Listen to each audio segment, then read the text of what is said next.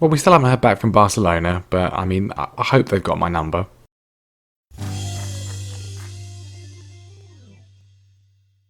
Hello and welcome back to more Careering Onwards with me, Mr. Grand 2, with Leicester City, and now for the next couple of episodes our focus will be on our other job, which is of course the French national team. We are starting off our Euro 2024 campaign today against Holland, definitely the most difficult team we've got in the group, and that is going to be, well, the whole group stage is what we're going to be dealing with today and potentially the next game as well, depending on how things go. It should be pretty exciting. Of course, France in the save are the number one ranked side in the world. They are the reigning world champions 2 times over, real life and in game. They won the Nations League. They won Olympic gold in 2020.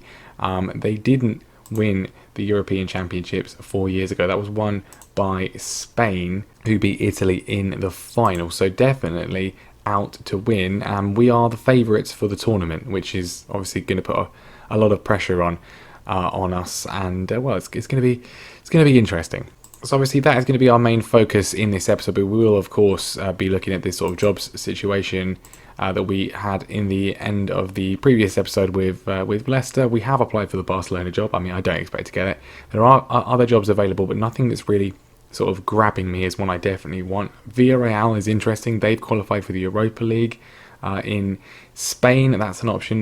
Borussia Mönchengladbach and Schalke are both also interesting options as well in the Bundesliga.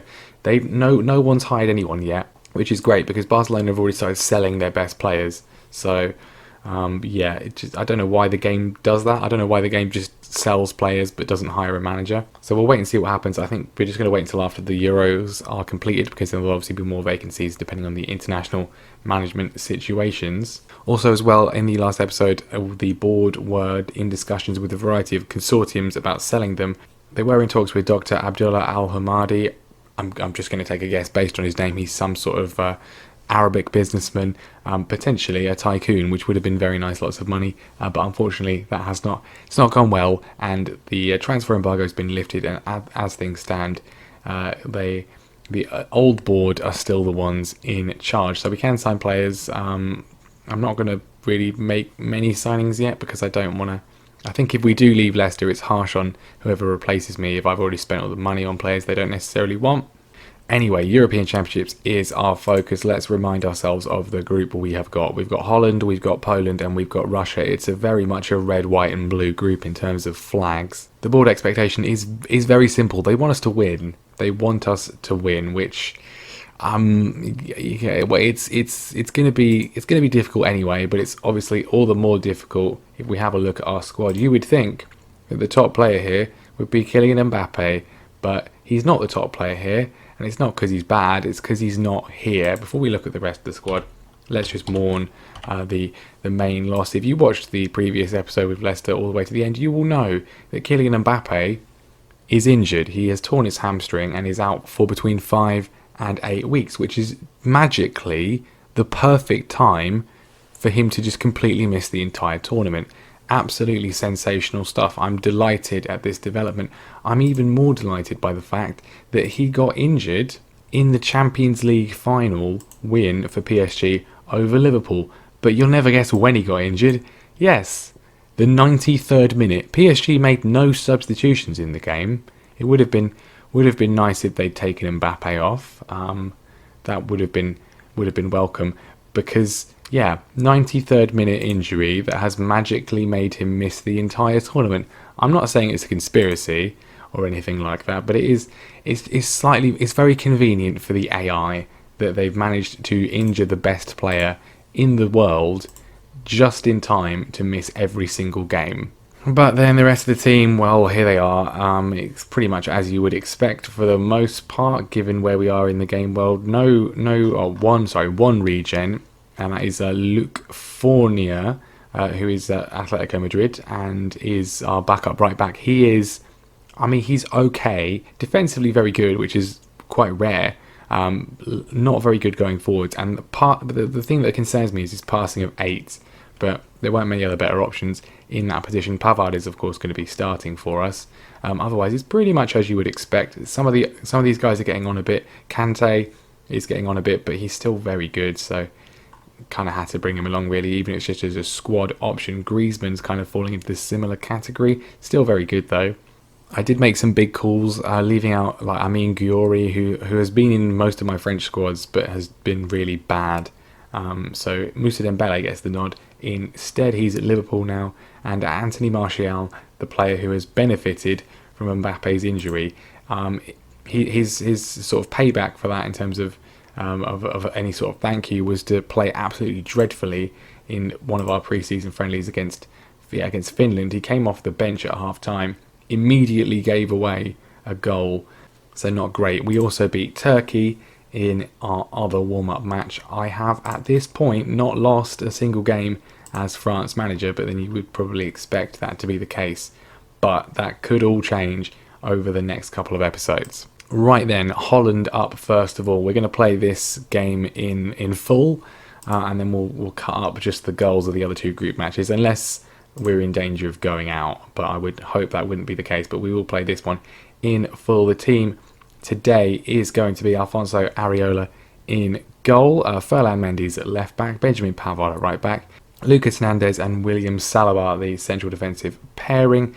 Eduardo Camavinga is going to be in defensive midfield. He's played a lot in the friendlies, but his match sharpness has got worse, if anything, which is slightly baffling to me. But he's going to be in midfield with Tanguy Ndombele and Paul Pogba. We've still got plenty of decent players. Thomas Lemar is going to be on the left-hand side, Antoine Griezmann on the right, and then Moussa Dembele is going to be starting for us up top today, which he hasn't done for me. He's come off the bench a few times. This is his first start. Just chucking him in there, but I think actually probably our best striking option.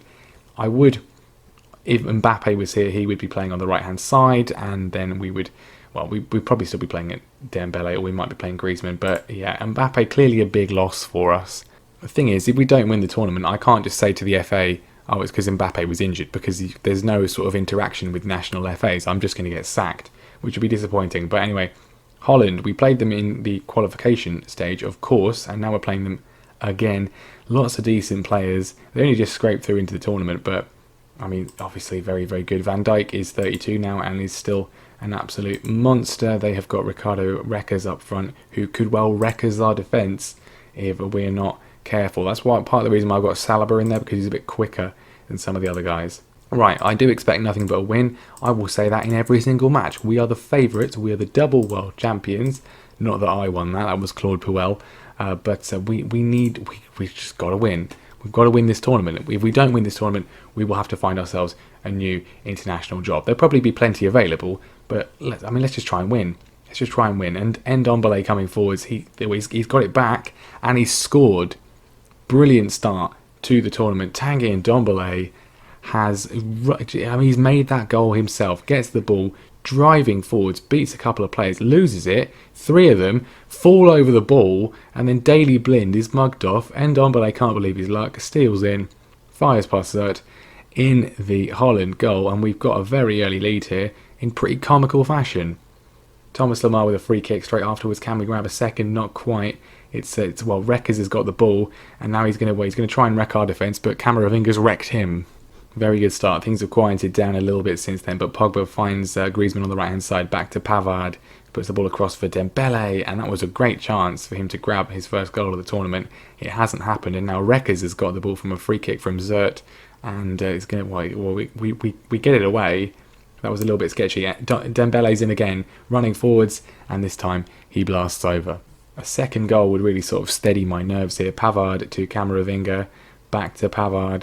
Saliba has been robbed by Reckers. He's lively. Areola makes the save. Corner comes in though from Bergwijn, and Virgil van Dijk heading over. Holland absolutely still in this game. A second before half time would be lovely. Mendy on the left hand side, back to Pogba.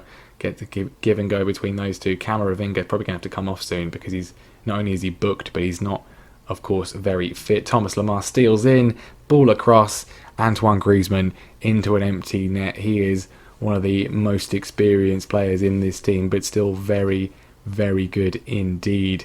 Good work. I mean, there's a good pass from Ndombele. Lemar goes for the shot, and then Griezmann's there for a simple tap-in, and we are in control before the break. Well, very good indeed. Excellent performance, everybody. I'm very impressed. I'm going to take Camavinga off I think I'm going to take him off now because I want his match sharpness to increase, but I'm concerned that he's going to just get injured. We'll bring on N'Golo Kante just to sort of sit there and help us see this one out. Corner in from Thomas Lemar, and it is, I think, a penalty. It is. Paul Pogba will take it in the absence of Mbappe, and this would surely seal it, and he does. Brilliant stuff from Paul Pogba. Again, one of the most experienced members of the team, and that is a very, very, very good penalty from him. 3-0 against Holland, easily the toughest opponent we've got in the group, I would think. Poland could prove problem as well, as could Russia, but I think they're the toughest team, and that is going to be 3 points on the board right away.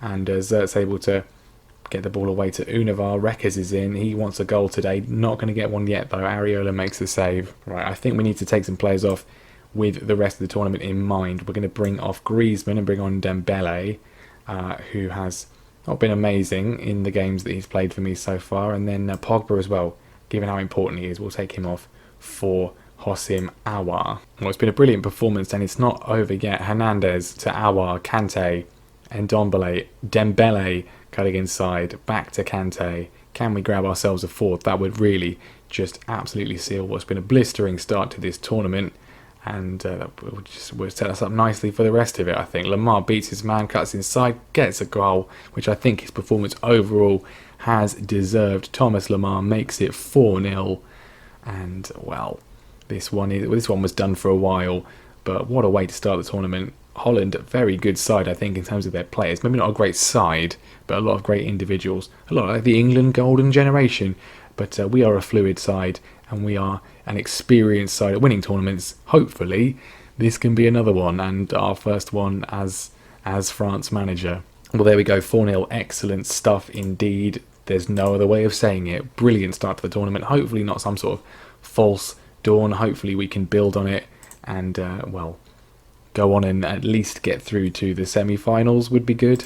Right, top of the group, obviously very early stages. What we're going to do now is what's up next? The game against Poland is next. I'm just going to bring you the goals of that one, and then depending on what happens in it, we'll probably just do the same thing for the Russia game as well. And then the next full game will be hopefully the second round match. Well, an absolute epic between Russia and Poland. 4-3 win for Poland in the end. Well, amid all the excitement, I have just had an interview for one of the many European vacancies, and one of the ones that's interested me the most, which is Schalke. We'll have to wait and see what response we get from them, but I'm thinking there is a pretty decent side there. They are in the Europa League, and the budget that I was offered was very nice indeed, so I would definitely be tempted by Schalke. I mean, clearly we're the most wanted man in Europe. I want to stress that apart from the Barcelona job, I've not actually applied for any jobs at all. I mean, look, that's the only one that says applied on it. We've been offered an interview at Borussia Mönchengladbach, Real Sociedad, and Villarreal. Right, Sociedad didn't qualify for Europe, so I'm going to turn them down, but I will go to the other two interviews as well. I would like to go to Germany. That would be nice, if possible. But these two teams both qualified for the Europa League, so we're gonna hear both of what they have to say. But yeah, certainly some interesting things happening in the middle of the European Championships. Although, hang on, can you explain why you appear to be in the running for a few jobs right now? Because people keep asking me to go to an interview. It's literally nothing to do with me. Oh, and just to clear it up, Cambridge didn't get promoted from League One. They lost in the playoff semi-finals on penalties to Ipswich. Right, all that club excitement, we'll put that to one side for now. We're going to play Poland, hopefully get ourselves another 3 points on the board. I'm going to bring you the goals. Well, we're a minute in. Benjamin Pavard scored. Unfortunately, it was in his own net. What on earth is he doing there? He looks embarrassed. At least there's that. Not a great start. But this isn't a bad way to solve the problem. Ousmane Dembele picking up the ball in his own half, beats one, beats two, beats them all, goes round Chesney. Absolutely stunning goal from Ousmane Dembele, who's playing in this one because Griezmann's not particularly fit and I don't want him to get injured. But, well, I'm glad I started him now. What was that about injuries?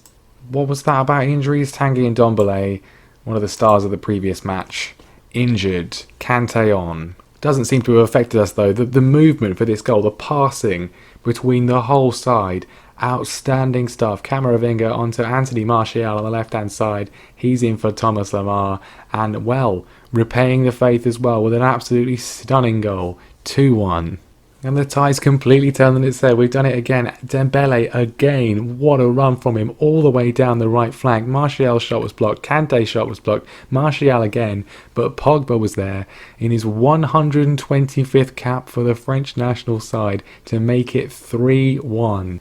Well, there's been more action in this than in some games that we play in full. Dembele with a free kick. Saliba's there to head home. 4-1. Absolute turned this game on its head. Total domination. Well, it's not over yet. David Kalnacki getting a goal back for the Poles, and that was not a great goalkeeper from Ariola, I would say, but with half an hour to go, that was actually their first shot on target, and now they've got 2 goals. And there we go, 4-2 win. Excellent stuff, job done. We are safely through to the next round. And Ndombele has got a back strain though, and is going to be out for 2 to 4 weeks, which will pretty much mean he misses the rest of the tournament. He might be back for the final if we get there though.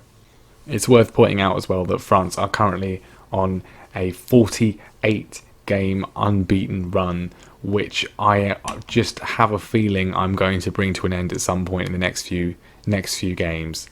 I mean, we're gonna go through to the Russia game, but we've been offered an interview by a football club. You might have heard of them. They're called FC Barcelona. We're at a point. We're in the running for 3 jobs. This would make it 4. Surely we're going to be offered at least one of them. This would obviously top all of them.